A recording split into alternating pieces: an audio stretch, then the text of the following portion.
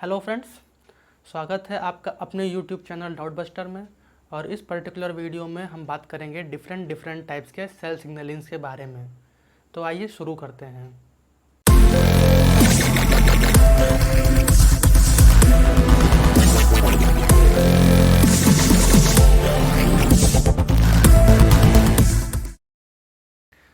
Cell signalling दो type की होती है। एक होती है कॉन्टैक्ट डिपेंडेंट सिग्नलिंग, जिसको कि जक्स्टाक्राइन सिग्नलिंग भी कहते हैं। इसमें सेंडर सेल और टारगेट सेल ये दोनों फिजिकल कांटेक्ट में आते हैं। और सेकेंड टाइप का है that is contact independent signalling. इसमें तीन तरह के सिग्नलिंग हैं, दैट इज़ ऑटोक्राइन, पैराक्राइन और एंडोक्राइन सिग्नलिंग। इन चारों सिग्नलिंग को हम अब डिटेल में वन बाय वन स्टडी करेंगे। तो अब बात करते हैं कॉन्टैक्ट डिपेंडेंट जक्स्टाक्राइन सेल सिग्नलिंग के बारे में। तो बहुत से एक्स्ट्रा सेलुलर मॉलिक्यूल जो कि लिगैंड हैं वो ऐसे होते हैं कि वो सेल मेम्ब्रेन पे बाउंड रहते हैं, तो वो ट्रैवल नहीं करते, वो किसी एक पर्टिकुलर सेल के मेम्ब्रेन पे बाउंड रहते हैं। तो उनसे बाइंड करने के लिए जो टारगेट सेल होता है वो उसके रिसेप्टर से बाइंड होते हैं। यहाँ पे दो सेल्स में फिजिकल कांटेक्ट की रिक्वायरमेंट होती है। तो आइए देखते हैं कैसे। Suppose it is a sender cell और इस सेंडर सेल पे सरफेस पे ये लिगैंड प्रेजेंट है और इस लिगैंड के लिए दूसरे सेल पे रिसेप्टर प्रेजेंट है। सपोज ये सेल ए है और ये सेल बी है। तो यहाँ पे जो सेल ए है इसके सरफेस पे लिगैंड प्रेजेंट है, तो इसको हम एक बार में सेंडर सेल कह सकते हैं। This is a sender cell और ये है टारगेट सेल। जो टारगेट सेल है इसमें रिस्पॉन्स इंड्यूस होगा, इसमें रिस्पॉन्स प्रोड्यूस होगा और लाइगेंड प्रेजेंट है सेंडर सेल के सेल मेम्ब्रेन पे। This is a ligand, this is a ligand and this is a receptor. तो यहाँ पे देखिए कि दोनों सेल्स में फिजिकल कांटेक्ट हो रहा है। यहाँ पे लाइगेंड ये सिक्रीट नहीं कर रहा है सेंडर सेल, है ना। दिस इज़ कॉन्टैक्ट डिपेंडेंट और जक्स्टाक्राइन सिग्नलिंग। ऐसी सिग्नलिंग आमतौर पे डेवलपमेंटल बायोलॉजी और इम्यून रिस्पॉन्स में देखा जाता है। फॉर एग्ज़ाम्पल इम्यून रिस्पॉन्स में आप लोगों ने पढ़ा होगा MHC क्लास 1। MHC क्लास 1 हर न्यूक्लिएटेड सेल्स के सेल मेम्ब्रेन पे प्रेजेंट होता है। दोनों MHC क्लास 1 MHC क्लास 2 ये ऐसे लिगैंड होते हैं जो सेल के सरफेस पे प्रेजेंट होते हैं। और इसके साथ में जब टी हेल्पर सेल का रिसेप्टर आकर के बाइंड करता है तो वो एक टी हेल्पर सेल्स के एक्टिवेशन में हेल्प करता है।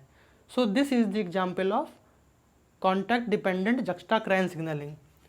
अगर MHC क्लास 1 है, अगर MHC क्लास 1 है एक्स्ट्रा सेलुलर मॉलिक्यूल, तो उसके साथ में रिसेप्टर कौन सा होता है?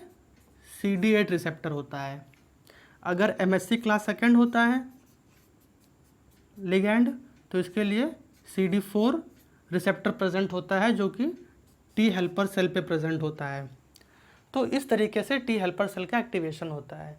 तो कॉन्टैक्ट डिपेंडेंट जक्स्टाक्राइन सिग्नलिंग का मेन फंक्शन कहाँ पे है? इम्यून रिस्पॉन्स को इंड्यूस करने में और बहुत सारे बॉडी के डेवलपमेंटल प्रोसेस में इसका फंक्शन होता है। तो कॉन्टैक्ट डिपेंडेंट के बाद अब बात करेंगे कॉन्टैक्ट इंडिपेंडेंट सिग्नलिंग की। इसमें सबसे पहला सिग्नलिंग हम देख रहे हैं ऑटोक्राइन सिग्नलिंग।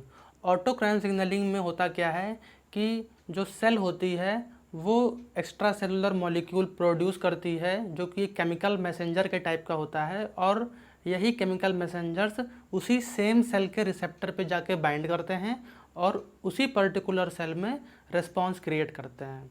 तो ऑटोक्राइन सिग्नलिंग में क्या होता है कि सपोज़ ये सेल है और ये सेल कुछ extra cellular signalling molecule produce कर रहा है जो कि क्या है, जो कि लाइगेंड है। इस लाइगेंड को ऑटोक्राइन एजेंट भी कह सकते हैं, ऑटोक्राइन एजेंट। और ये करते क्या हैं, ये इसी सेल सरफेस पे कोई रिसेप्टर प्रेजेंट होगा और ये लाइगेंड आकर के इसी रिसेप्टर पे आके बाइंड करेंगे ऑन द सेम सेल, इसीलिए इसको ऑटोक्राइन कहा जाता है। ऑन द सेम सेल आके रिसेप्टर बाइंड करेगा और इस सेल में कोई ना कोई रिस्पॉन्स प्रोड्यूस होगा, कोई ना कोई रिस्पॉन्स प्रोड्यूस होगा। ये होता है ऑटोक्राइन सिग्नलिंग। इसका सबसे अच्छा एग्जांपल है जो कैंसर सेल्स होते हैं। ये कैंसर सेल्स में जो प्रोलिफरेशन होता है वो भी ऑटोक्राइन सिग्नलिंग के थ्रू होता है।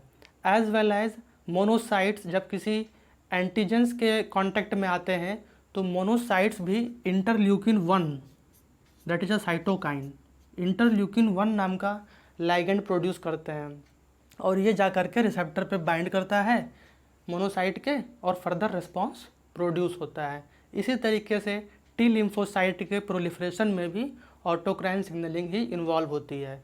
अब हम बात करेंगे पैराक्राइन सिग्नलिंग की। तो ये जो पैराक्राइन सिग्नलिंग है इसमें क्या होता है कि इसमें सेल्स जो एक्स्ट्रा सेलुलर मॉलिक्यूल प्रोड्यूस करती हैं, जो कि सिक्रीट करती हैं एक्स्ट्रा सेलुलर फ्लूइड में, और वो नियर बाई सेल्स में जा कर के उनका रिस्पॉन्स क्रिएट होता है।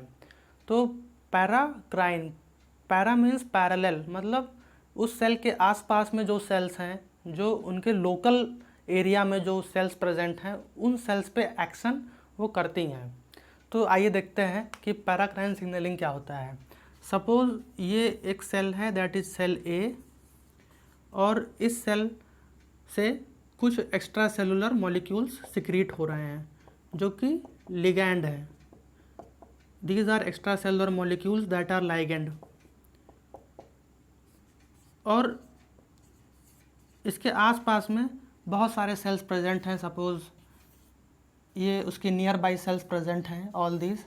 सपोज ये बी, सी, डी, ई, एफ, ये सेल्स उसके नियर बाई प्रेजेंट हैं और इन सेल के सरफेस पे रिसेप्टर्स प्रेजेंट हैं। तो जिन सेल्स पे इस लिगैंड के लिए रिसेप्टर प्रेजेंट होंगे वो सेल्स कम्पिटेंट सेल कहलाएंगे। वो कम्पिटेंट हैं इस लाइगेंड के साथ में स्पेसिफिसिटी रखने के लिए।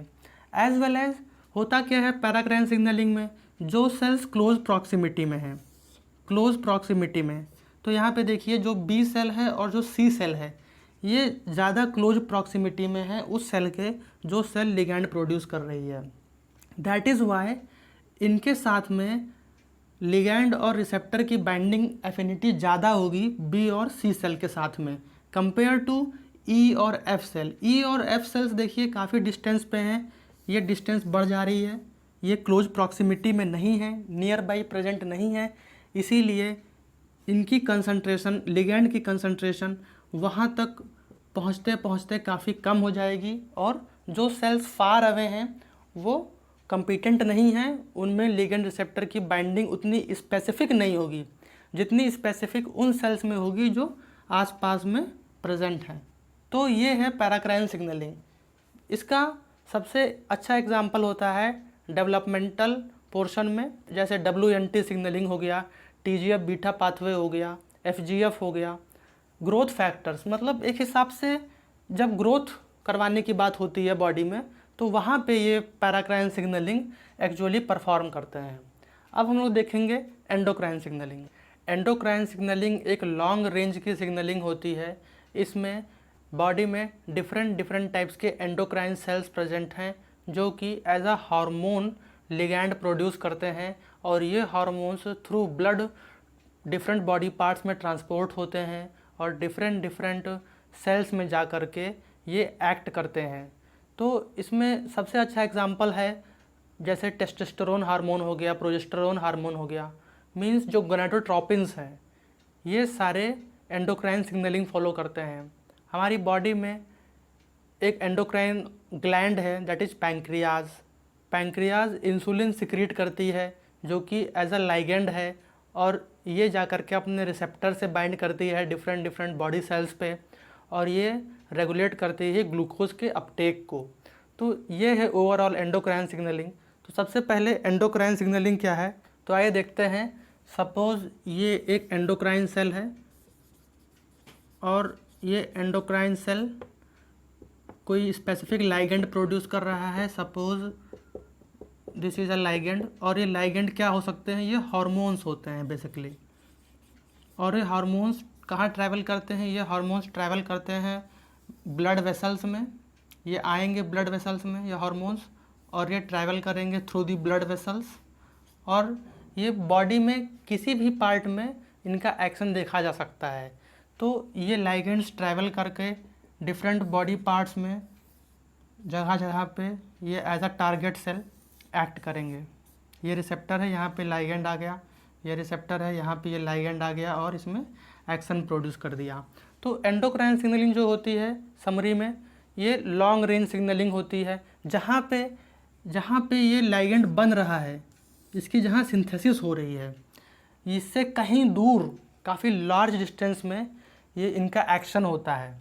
सो ये होते हैं एंडोक्राइन सिग्नलिंग। एग्जांपल्स मैं आपको बता चुका हूँ। एग्जांपल है इंसुलिन हार्मोन, और डिफरेंट हार्मोन्स होते हैं जैसे टेस्टोस्टेरोन हो गया, प्रोजेस्टेरोन हो गया, ये सारे एंडोक्राइन सिग्नलिंग के थ्रू ही होते हैं। तो इसी के साथ में ये वीडियो मैं ख़त्म करता हूँ। अगर आपको ये वीडियो अच्छी लगी है तो इसको लाइक कर दीजिए और इसको अपने दोस्तों में शेयर करिए, और चैनल डाउट बस्टर को ज़रूर से ज़रूर सब्सक्राइब कर लीजिए ताकि आपको ऐसे ही इंटरेस्टिंग वीडियोज़ आगे भी मिलती रहें। Thank you for watching.